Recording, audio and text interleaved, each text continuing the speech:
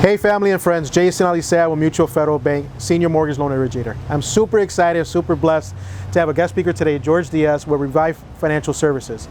George and I actually met, I want to say close to 2 years ago. Yeah, about 2 years. And we met at a networking event.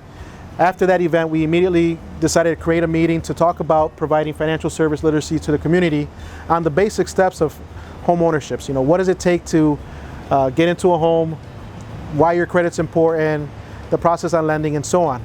So with that, I just kind of want to turn over to George and just have him share a little bit who he is, how Revive Financial Services started, and just kind of share a little bit from there. Thank you, Jason. Good afternoon, everyone. Jorge Diaz with Revive Financial Services.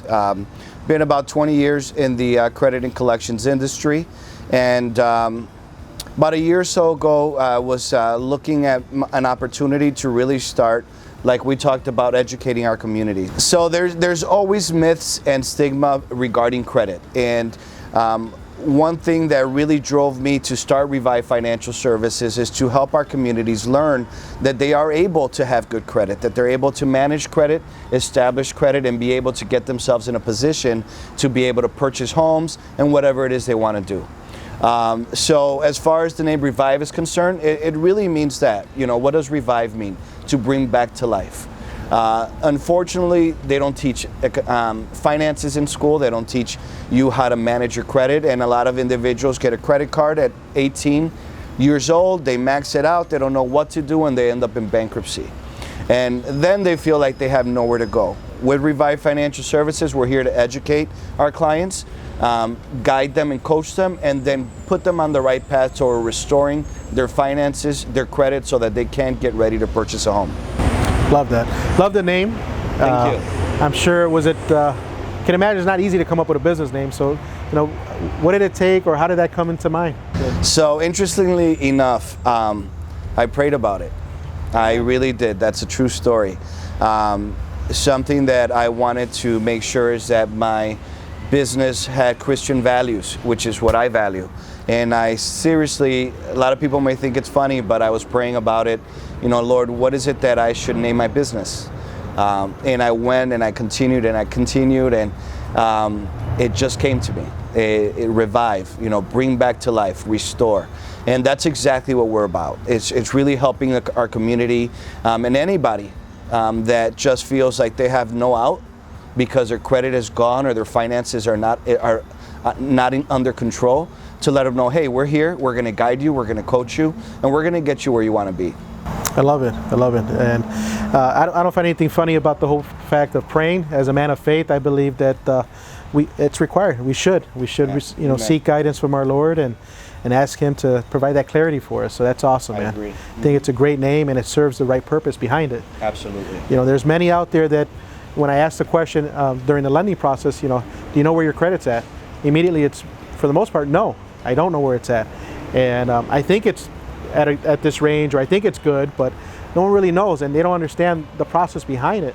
You know, can you share a little bit with our viewers is, what contributes towards the credit score, or what plays a key part for them to know that, hey, this is an area that I want to monitor, that I'm doing the right steps to kind of have that right score? So, you know, we could start at the basic. What's credit, right? The credit is the ability to receive goods without payment, right? You're being trusted that you're going to pay it back. And what happens is that when we start obtaining new credit, if we don't manage it correctly, unfortunately, we're going to get to a position where instead of helping our scores, we're actually hurting our scores. So what we do is, some of the things that we teach our clients is proper management. You know, hey, this is how much you owe, this is how much you have available, this is the maximum that you should owe. You should not be living on your credit, right?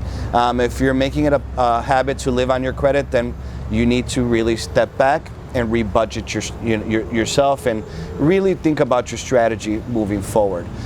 So credit is about your usage, right? About the way that you manage it, and basically your ability to hold back. Something that we tell customers, it's going to be October in a few weeks, and the holidays are coming. Don't fall for the 20% off because you want to apply for a credit card. That 20% off is not going to be worth that hard credit pull that's going to hurt your score, especially if your credit is not strong. You're going to run the risk of getting declined and reducing your score. So those are the things that you need to think about as a consumer is, what do I want to do?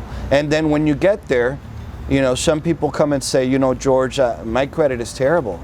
I'm never going to be able to buy a home. I'm never going to be able to buy a vehicle. And it's like, no, you know, there's nothing wrong with, you know, saying stop and let's go ahead and reevaluate our situation. It's going to take some discipline, right? But if you're committed to getting it done, we're going to definitely help you get there. Love it, love it. So as I said, you could probably see why I get excited. George has a lot of information to share with our viewers.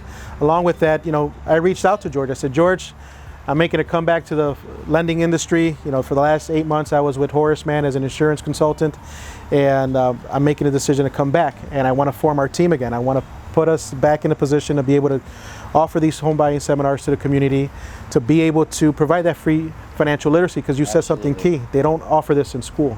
Right. And I read an article where it said that the average teenager, by the time they're 21, they're declaring bankruptcy. Yeah. So it's because of that, the mismanagement, the education's not there. So this is something I definitely want to make sure that we put together. I know that when I reached out to you, you immediately said, Jason, let's do it. Let's make it happen. So we're excited. We're excited because we're going to offer it actually coming October, Saturday the 19th. We're looking to do a home buying seminar over at my office at the Mutual Federal Bank in Pilsen.